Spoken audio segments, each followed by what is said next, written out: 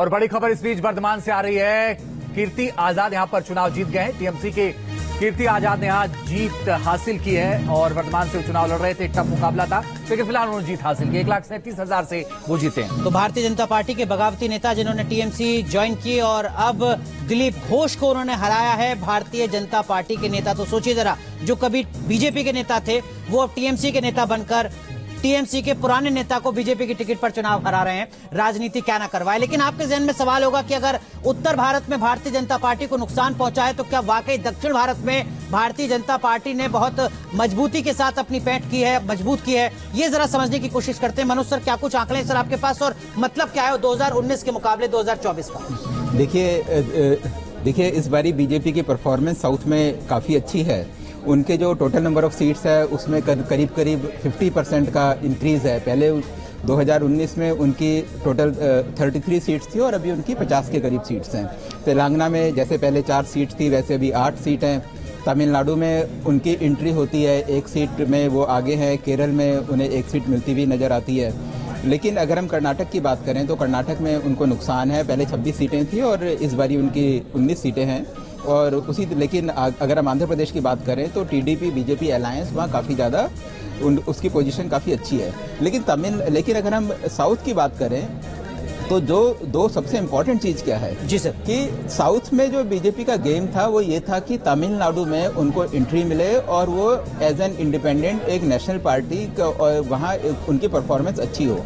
तो मेरे को लगता है कि 1 सीट में वो आगे हैं, मतलब बेसिकली बीजेपी नहीं आगे है बल्कि उनके जो अलायंस पार्टनर है ओपीएस वो वहाँ आगे हैं। तो ये, और अगर बीजेपी का एम ये था कि 15% के करीब अगर वहाँ उनका वोट बैंक होता है तो आने वाले टाइम पे आने वाली जो असेंबली इलेक्शन आएंगे, आने वाली लोकसभा आएगी तो उसमें उनको काफ़ी ज़्यादा फायदा होगा। तो ये लगता है कि तमिलनाडु में बीजेपी की परफॉर्मेंस काफ़ी अच्छी है। उसी तरह केरल में की बात करें तो केरल में एक लंबे टाइम से वो फाइट कर रहे हैं और लगता है कि इस बारी उनको केरल में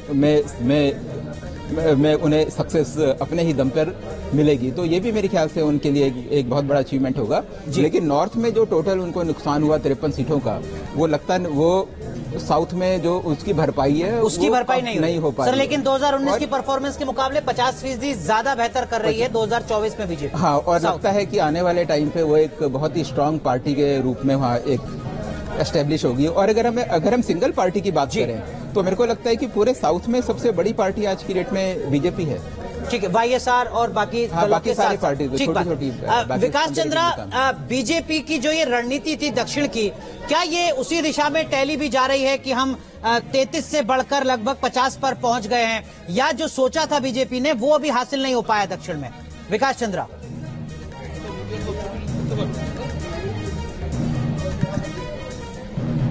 एक बार सवाल फिर से दोहराएं। जो बीजेपी की दक्षिण को लेकर रणनीति थी, क्या उसी रणनीति के आधार पर टैली अभी नजर आ रही है? 33 की सीटें बढ़कर अब 50 हो गई हैं, या कहीं पीछे रह गई है बीजेपी? यह सफल है अपनी रणनीति में दक्षिण भारत को लेकर?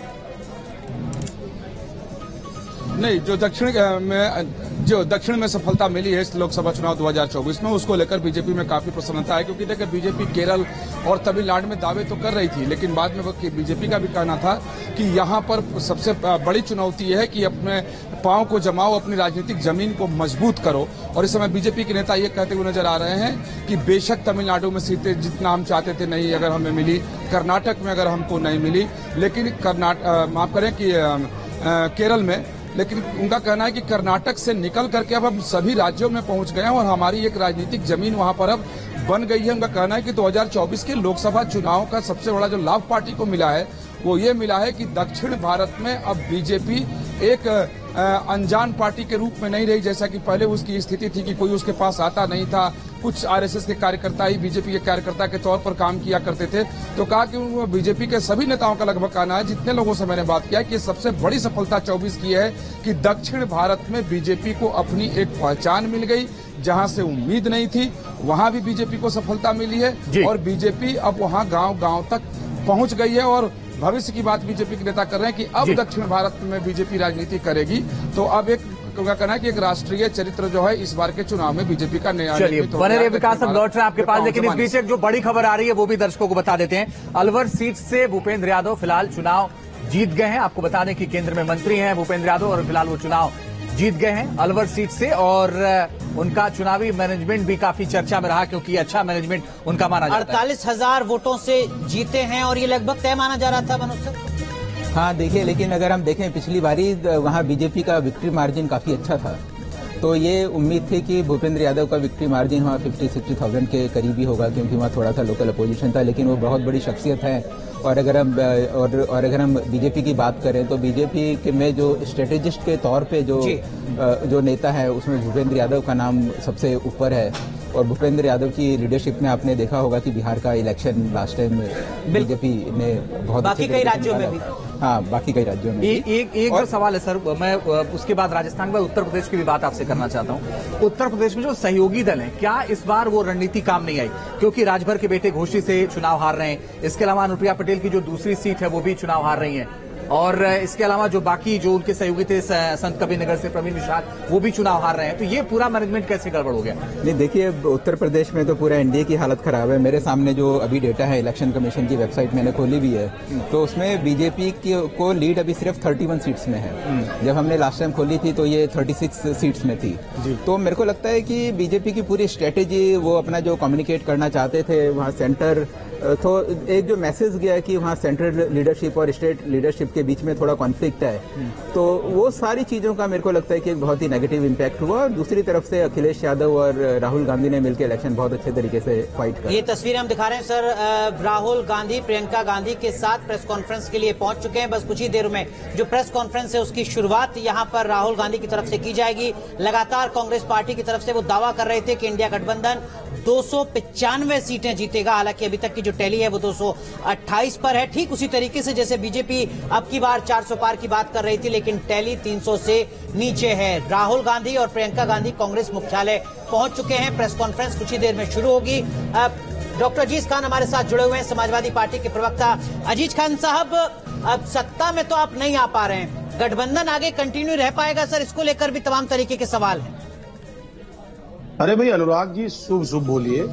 सत्ता में नहीं आ पाएंगे, आपको कैसे अंदाजा है? सर मैं तो टैली देखकर बोल रहा हूँ। अरे सुनिए ना, एक तो आप बोलने नहीं देते हैं, बोलिए तो बोलिए। बुलाया करें चैनल पे, नहीं बोलने देते बुलाए मत, ये थोड़ी तरीका होता है। सारा काउंटर आप करें। अजीज खान साहब, आज तो आप जीत रहे हैं, आप इतना नाराज क्यों हो रहे हैं? नहीं, हम जीत रहे हैं, हार रहे हैं, ये सवाल नहीं। आज मुझे तो आप बोलने उत्तर दें। प्रदेश में कमाल कर रहे हैं, आज तो नाराज मत होइए। अरे सर सुनिए ना, आप 40-40 मिनट बैठा करके आप 2 मिनट भी नहीं बोलने देंगे, क्या मतलब है बैठने का? बोलिए सर, बोलने दिया करें ना, बोलने मना कर दो, नहीं आएंगे चैनल। बोलिए सर, बोलिए। हम ये कह रहे थे सर, सुनिए मेरी बात।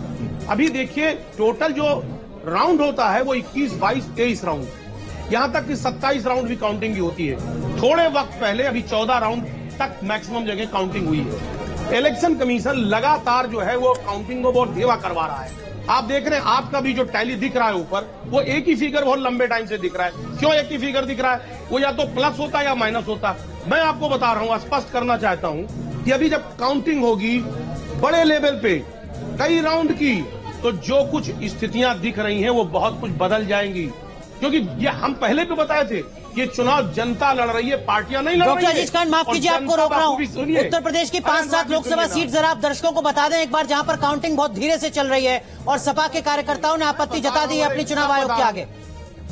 भाई आप सुनेंगे नहीं, मुसीबत। अरे सर, तो मैं सुनूंगा तो ऐसे एक तरफा बात तो नहीं हो सकती ना।